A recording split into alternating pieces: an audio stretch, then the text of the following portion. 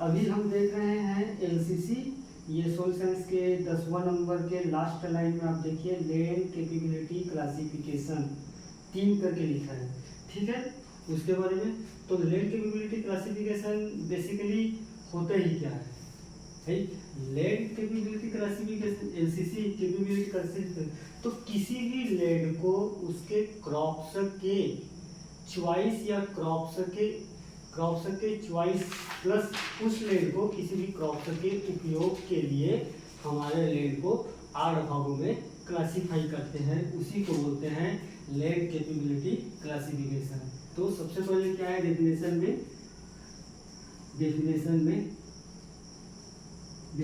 में किसी भी लैंड को, ठीक है, किसी भी लैंड को क्रॉप्स के सूटेबिलिटी पर, क्रॉप्स के सूटेबल पर किसी भी लैंड को अलग अलग भागों में बांटना। मतलब क्या है, किसी भी लैंड को क्रॉप्स के चॉइस पर लैंड को बांटना, उसी को एलसीसी कहते हैं, लैंड कैपेबिलिटी क्लासिफिकेशन कहते हैं। अब मान लो जाए मेरे को किसी भी क्रॉप्स को लगाना है, तो मैं 4-5 चीज देखूंगा, बेस चीज। हालांकि किसी भी बुक में तो 15-20 चीज दिया है, बाकी बेसिकली मैं 4 चीज ही देखूंगा। सबसे पहले देखूंगा कि वहाँ का इरोजन कैसे है। भाई क्रॉप्स लगाऊंगा और इरोजन से मिट्टी बहेगा तो मतलब ही क्या है। तो मैं आऊँगा 8 क्लासेस में बता है ये लैंड कैपेबिलिटी क्लासिफिकेशन। मैं शॉर्ट में बता रहा हूँ जितना तुम्हारे 5 नंबर में लिख पाओ, ठीक। तो ये है 8 भागों में बटा है, ठीक। तो किसी भी लैंड को अगर मान लो जाए धान लगाना है तो मैं एक सामान्य से जर्नल में सोचो आप क्या क्या देखोगे। सबसे पहले क्या देखोगे, किसी भी लैंड को चॉइस करने से पहले वहाँ की फैसिलिटीज देखोगे, है। तो फैसिलिटीज तो चेक सब चीज ठीक है। बेसिकली नेचुरल प्रॉब्लम हर चीज देखोगे कि नहीं देखोगे। तो सबसे पहले अपन देखेंगे इरोजन, ठीक। इरोजन के बाद देख लेंगे हम इरोजन के बाद देख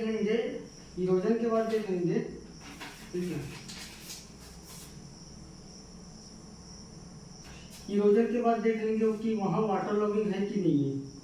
वाटर लॉगिंग अगर भाई किसी भी क्रॉप्स को लगाना है और कंटिन्यू अगर पानी भरा है तो आप कैसे लगा लोगे, नहीं लगा पाओगे।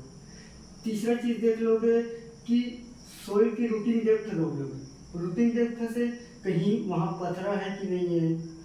भाई अगर पथरा होगा तो कैसे जाएगा रूटिंग डेप्थ। और अगर किसी भी क्रॉप्स के अगर रूट अंदर नहीं जाएगा तो न्यूट्रिएंट कैसे लेगा, अच्छे से नहीं ले पाएगा, तो अल्टीमेटली हमको नुकसान झेलना ही पड़ेगा। तो सोइल में रूटिंग डेप्थ देखेंगे, क्योंकि हम और बहुत सारा चीज देखते हैं, ठीक है। तो ये 3 चीज हो गए, इरोजन देखेंगे, वाटर लॉगिंग देखेंगे और साथ ही साथ एक चीज देख लेंगे कि वहाँ के आसपास के क्लाइमेट को देखेंगे, ठीक है। चौथा क्लाइमेट को देख लेंगे। अब यही 4-5 बेस पॉइंट को रख के हम 8 भागों में जो मैं लिखा हूँ ना, और किसी भी लैंड को 8 भागों में बांटा है, 8 क्लासेस में बांटा है। तो 8 क्लासेस का बेसिकली मैं जोड़ के बताऊंगा कैसे है, ठीक।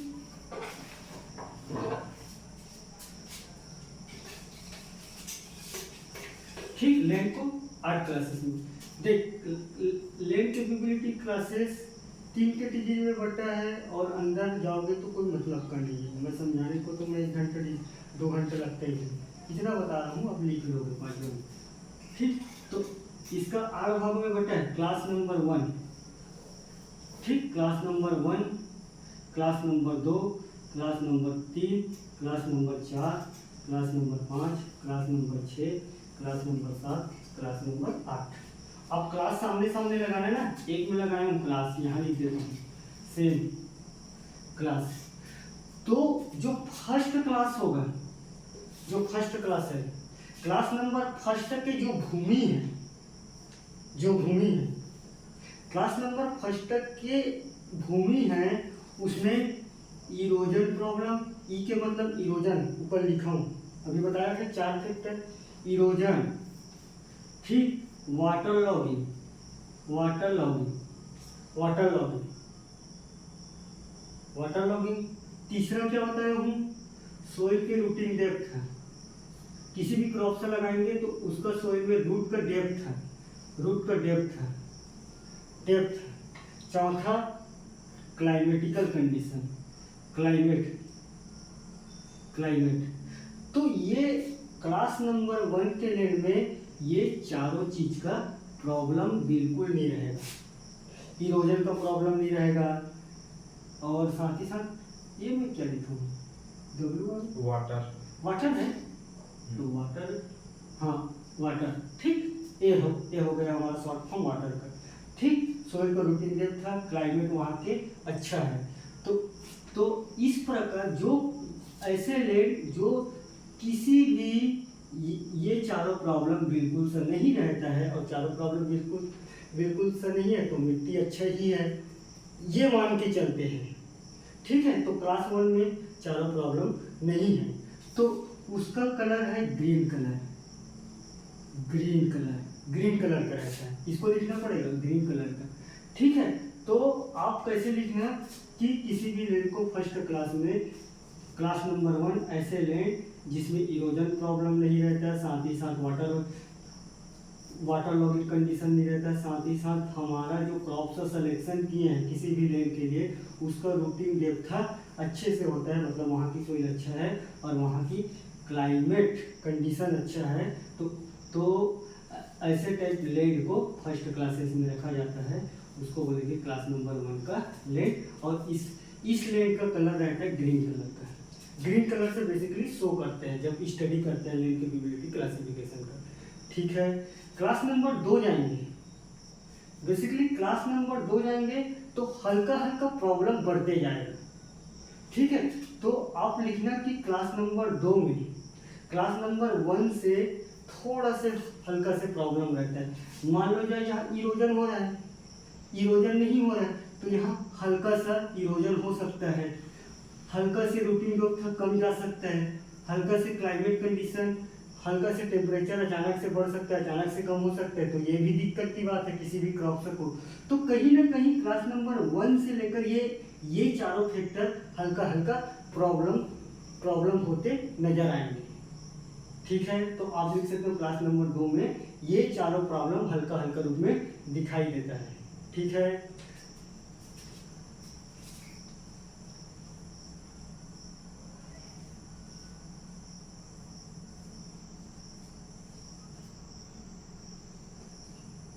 ग्रीन कलर, इसका कलर रहता है येलो, ठीक,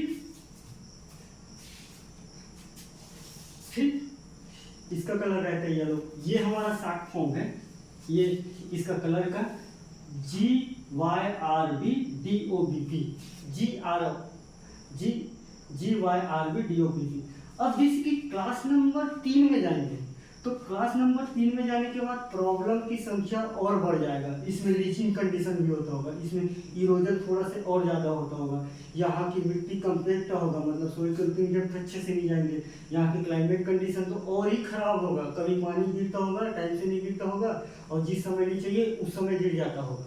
तो कहीं ना कहीं हमारा जो लिखा हूँ डेफिनेशन क्राफ्ट के चॉइस के बेस पे अगर बांटेंगे तो क्लास नंबर 3 में रखेंगे, प्रॉब्लम और बढ़ते जा रहे हैं।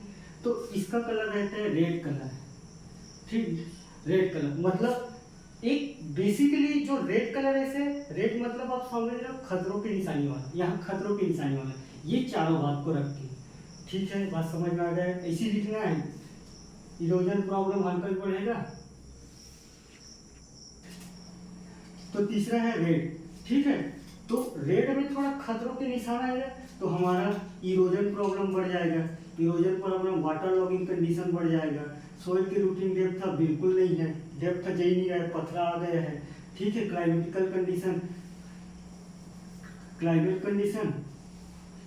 कंडीशन खराब है, अचानक पानी गिरता है, अचानक बाढ़ आ जाता है, अचानक तूफान आ जाता है, हमारा फसल नुकसान हो जाता है। और हमने डेफिनेशन में बताया आपके चॉइसेस के बेस पे है। तो ठीक है, तो बात समझ में आया। 3 नंबर की क्लास में जरूरत से ज़्यादा प्रॉब्लम है। अब चौथा नंबर में और इससे ज़्यादा प्रॉब्लम है। यहाँ पत्थर का कंडीशन रहेगा, स्टोन का, पत्थर का, तो यहाँ इरोजन और ज़्यादा रहेगा, एकदम बड़ा बड़ा नाली वाली बना रहेगा, ऐसे रहेगा। ठीक है, सोइल के रूटिंग डेप्थ था बिल्कुल नहीं जाएगा, पत्थर ही स्टोन है तो अंदर जाएगा ही नहीं, तो कैसे लगाओगे। हल्का बढ़ते जाएगा, थोड़ा बहुत मिट्टी है यहाँ। ठीक है, जैसे कि माना जाए किसी भी चट्टानी इलाका में जाओगे तो चट्टानी इलाका में तोड़ के जो खेती किए रहते हैं, थोड़ा बहुत ऐसी हल्का फुल्का जगह रहते हैं, वही वाला कंडीशन समझो, वैसी टाइप लैंड को बोल रहे हैं। ठीक है, और वहाँ की क्लाइमेट कंडीशन भी ठीक नहीं है। ठीक, तो कहीं ना कहीं हमारा 4 क्लास और इसका कलर है DGYRB, ब्लू कलर, और इसका है रेड। इसको याद रखना ना, क्लास नंबर 1 का, class number 2, class number 3, class number 4 तक अपन आ चुके हैं। तो माइनर रूप से हम अगर क्लास नंबर 1 से लेकर अगर मान लीजिए क्लास तक जाए तो क्लास नंबर 4 तक हमारा लैंड यूज है, इसमें हम क्रॉप्स को लगा सकते हैं। कहीं ना कहीं थोड़ा प्रॉब्लम है, बट हम क्रॉप्स को लगा सकते हैं। तो आप एक लाइन में यहाँ लिखना नीचे में कि क्लास नंबर 1 से क्लास नंबर 4 के 4 के क्लास में क्लास नंबर 1 से क्लास नंबर 4 के भूमि में क्रॉप्स का सिलेक्शन करके लगा सकते हैं। हालांकि थोड़ा बहुत कम ज़्यादा प्रॉब्लम है। 1 में तो थोड़ा भी प्रॉब्लम है, बेस्ट लैंड है। सेकंड में हल्का फुल्का प्रॉब्लम आ गया है, तीसरा में और थोड़ा ज़्यादा प्रॉब्लम है, चौथा में और थोड़ा ज़्यादा प्रॉब्लम, फिर भी अपन कर ले रहे हैं। अब पांचवा प्रॉब्लम का भंडार है, हो गया तो भगवान भरोसा वाला किस्मत है। इरोजन इतना ज़्यादा है कि वहाँ हमेशा नाली बहते रहता है पानी का। ठीक है, वाटर लॉगिंग कंडीशन इतना है, हमेशा पानी ही भरा रहता है। सोइल का रूटिंग डेप्थ का जब क्रॉप सही नहीं लग रहा है तो मतलब ही क्या है, रूटिंग डेप्थ का जाएगा ही नहीं। ठीक है, क्लाइमेटिकल कंडीशन तो हालत ही खराब है, कभी 4 महीने तक कंटिन्यू पानी गिरता रहता है, 5 महीने 4 महीने तक, ऐसे कंडीशन है।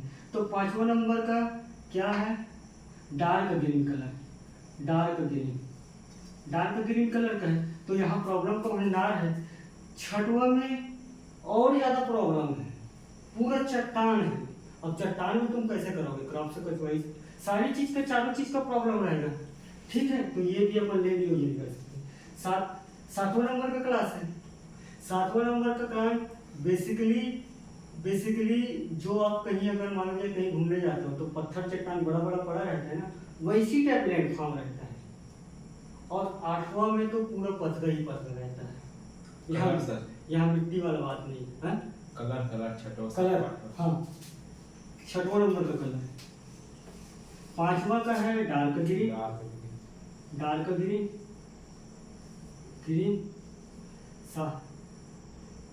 7वां का है और 6वां का ऑरेंज। 7वां का है ब्लू। और पी क्या है, पी में मैं डाउट हूँ कलर में, हाँ पर्पल कलर बोल रहे हैं। ठीक, तो ये 7 कलर है, हाँ पर्पल ही होगा। ठीक, तो ये 7 कलर। अब तो ये 4 जो है, ये 4 हम इसमें क्रॉप को चॉइस करके नहीं लगा सकते। ये बेसिकली यहाँ प्रॉब्लम है कि आप फॉरेज क्रॉप्स लगा सकते हैं, चारा वाला लगा सकते हैं हल्का फुल्का। यहाँ कोई काजू वाजू का प्लांट है, कोई नारियल वारियल का होगा, कि किसी भी यही क्रॉप से नहीं लगा सकते। यहाँ भी एक आध दो ऐसे क्रॉप्स लगा सकते हैं, बेसिकली उसको देखना पड़ेगा, मैं डाउट हूँ इस पर। और 7वां 8वां में तो बिल्कुल नहीं होगा। ये दोनों ऐसा पद है, ऐसा चीज़ है जहाँ यहाँ प्रॉब्लम ही प्रॉब्लम है। तो आप लिखना कि क्लास नंबर 5 से लेकर क्लास नंबर 8 में अपन क्रॉप्स को चॉइस करके अपन नहीं लगा सकते।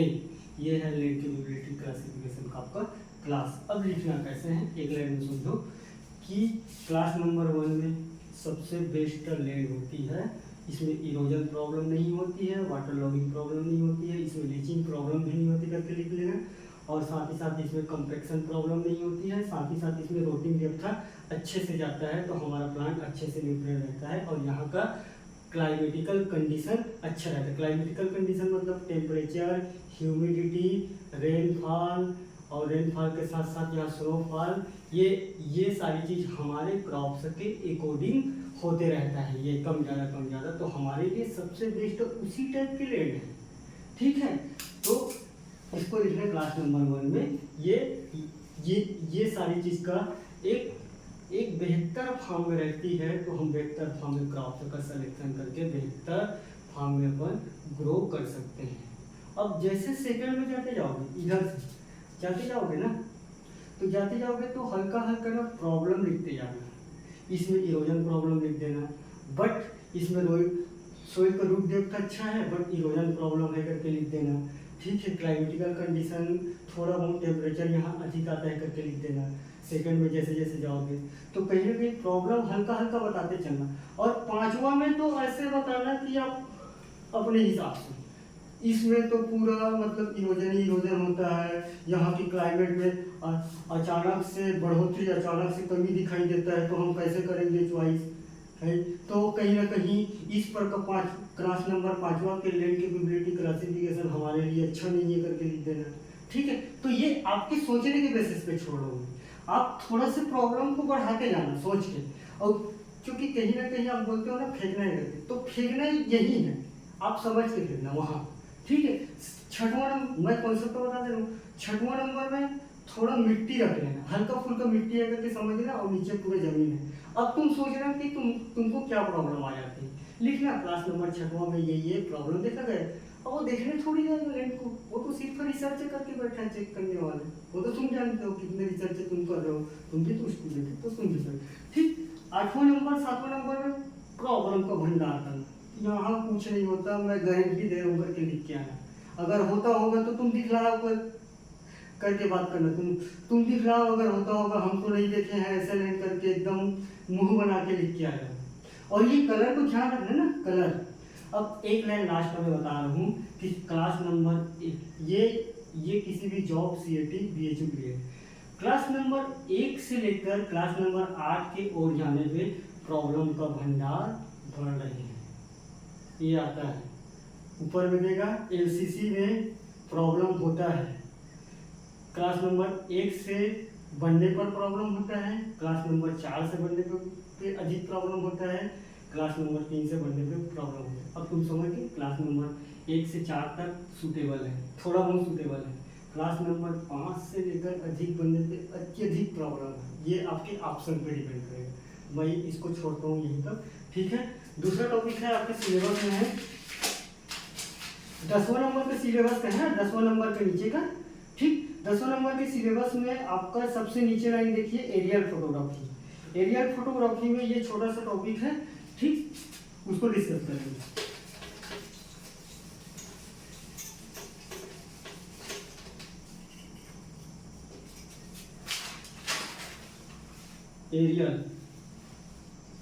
एरियल फोटोग्राफी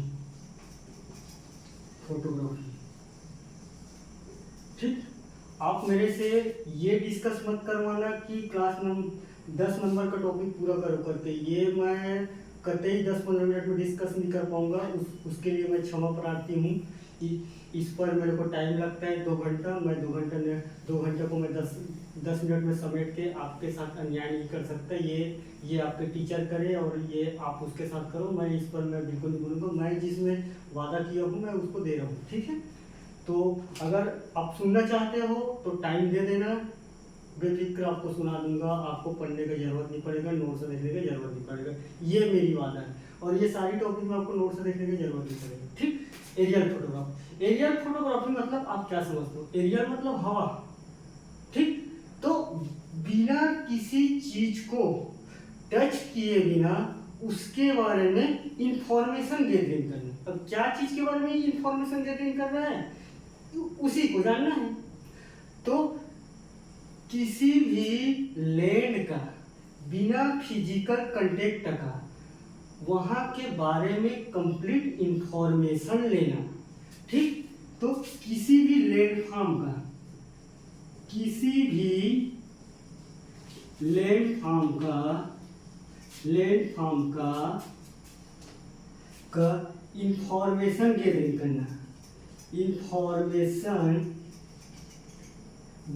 करना, गैदरिंग मतलब लेना, ठीक। गैदरिंग मतलब इकट्ठा लिखो यार, इकट्ठा हिंदी में, इकट्ठा करना बिना फिजिकल कांटेक्ट के, बिना छुपे ना, बिना फिजिकल लिखो आप, बिना फिजिकल कांटेक्ट के,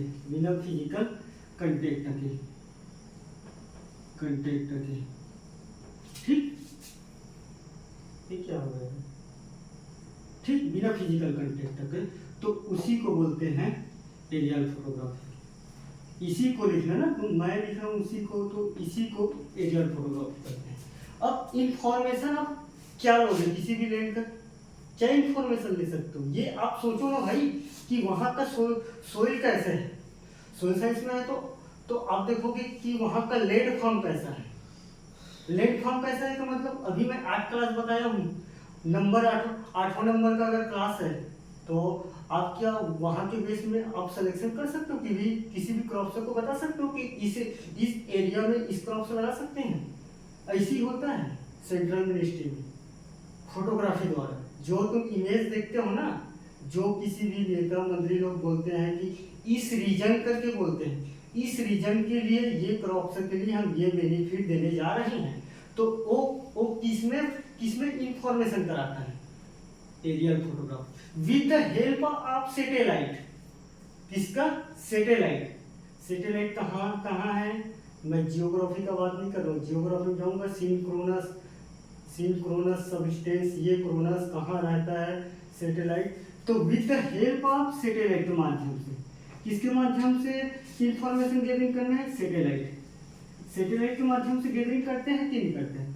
सैटेलाइट यहाँ ये अगर मान लो जाए सैटेलाइट, ठीक, ये अगर सैटेलाइट है, सैटेलाइट ऊपर लगा है, किसी भी रीजन का हम लोकेशन देखेंगे, लेटीट्यूड लॉन्गिट्यूड, ये रिमोट सेंसिंग में देखेंगे सब चीज, टेंशन मत लो, रिमोट सेंसिंग में समझ जाएंगे। यहाँ सिर्फ एक छोटा सा टॉपिक है 4 मिनट का, ठीक। तो सैटेलाइट के माध्यम से वहाँ का इंफॉर्मेशन को इकट्ठा कर लेते हैं, वहाँ के डाटा को, कि वहाँ का डाटा इंफॉर्मेशन मतलब लैंडफॉर्म, वहाँ के सोइल का टाइप, वहाँ कौन से क्रॉप्स लगा सकते हैं, वहाँ क्लाइमेटिकल कंडीशन क्या है, वहाँ का वाटर रिसोर्सेज क्या है, वहाँ का वाटर संबंधी प्रॉब्लम क्या है, सारी चीज़ के प्रॉब्लम को इंफॉर्मेशन करके हम एरियल फोटोग्राफी के माध्यम से बता सकते हैं। अब लाभ हानि आप देख लेना। इसका लाभ, अगर मान लीजिए एरियल फोटोग्राफी आएगा तो इतना ही लिखना है, और इसका स्केल का रेंजिंग होता है भाई, कोई ना कोई फोटोग्राफी करने के लिए होगा, एरियल बिना कंटेक्ट कर रहे हैं तो एरियल फोटोग्राफी होगा। तो एरियल फोटोग्राफी का स्केल का रेंजिंग है, स्केल है इसमें एक स्केल, उस स्केल का रेंजिंग है 1:1:8000 टू 1:60,000 के, ठीक।